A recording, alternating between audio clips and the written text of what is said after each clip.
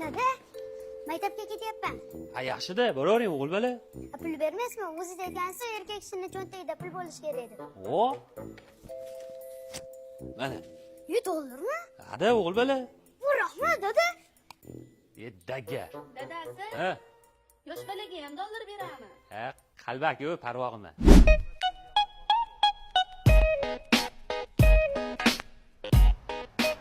Amaga omadingiz bor ekan. Bugun men grif qiladigan kunim. Hozir bufetga kiramiz. Ovqat qozoni bilan olib beraman. Go'shtni terib. Bilmez. Duo qilib qo'ysangiz bo'ldi, yuring.